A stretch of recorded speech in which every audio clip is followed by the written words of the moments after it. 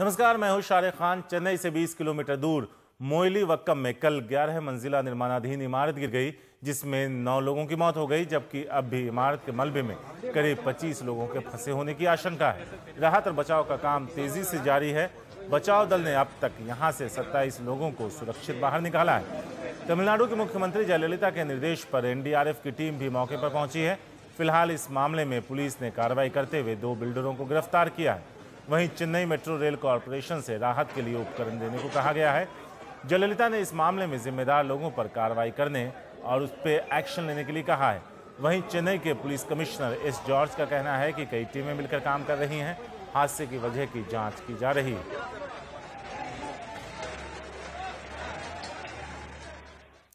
दिल्ली के इंद्रलोक में कल सुबह 4 मंजिला इमारत गिरी तो 4 परिवारों की जिंदगी भी जमींदोज हो गई। इस बिल्डिंग में रहने वाले 14 में से 12 लोग इस हादसे की चपेट में आ गए, जिनमें 10 की मौत हो गई। मरने वालों में 5 बच्चे भी शामिल थे। इंद्रलोक के तुलसी नगर में शनिवार की सुबह 8:30 बजे लोगों को लगा जैसे भूकंप आ गया।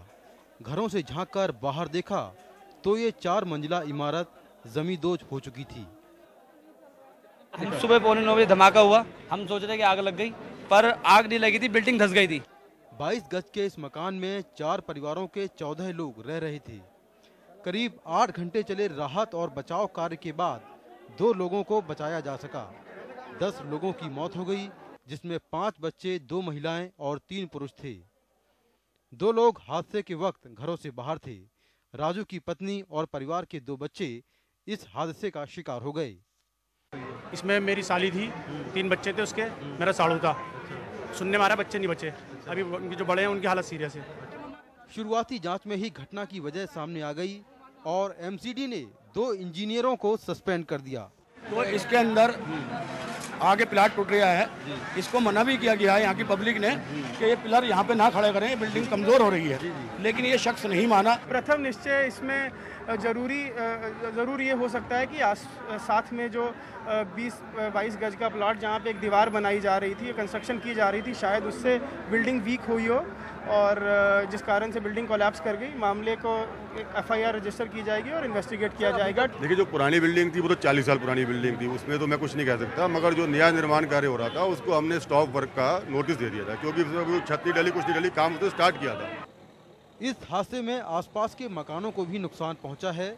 ये मकान भी इतने जर्जर हैं कि खुलेआम हादसों को दावत दे रहे हैं। दिल्ली में एक बार फिर हादसा, एक बार फिर जांच बैठेगी और जांच का नतीजा क्या होगा कोई नहीं जानता। लेकिन ऐसे हादसों के लिए वो लोग भी जिम्मेदार हैं जो ऐसे मकानों को घूस देकर बनवाते या खरीदते हैं। इसके साथ ही सबसे ज़्यादा जिम्मेदार है MCD, जो कार्रवाई के नाम पर सिर्फ नोटिस भेजती रहती है। नई दिल्ली से कैमरामैन आरिफ राधू के साथ मैं मुकेश सिंह, NDTV इंडिया। आम आदमी पार्टी के नेता अरविंद केजरीवाल ने बिल्डिंग गिरने के हादसे पर प्रतिक्रिया देते हुए कहा कि उनकी जानकारी के मुताबिक बिल्डिंग गैर कानूनी थी, इसलिए जिम्मेदार लोगों के खिलाफ कार्रवाई होनी चाहिए। इसके लिए जो लोग भी जिम्मेदार हैं, यहाँ पे इलीगल बिल्डिंग बन रही थी बता रहे हैं और बगल में एक और बिल्डिंग थी, वो भी इलीगल थी। तो जो ये बिल्डिंग बनी कैसे, कौन लोग जिम्मेदार हैं, जो पॉलिटिशियंस, ऑफिसर और बिल्डर्स का नेक्सस है, वो किस तरह से लोगों की जान ले सकता है। तो मैं ये मांग करता हूं कि जो लोग भी जिम्मेदार हैं उनके खिलाफ सख्त से सख्त कार्रवाई की जाए।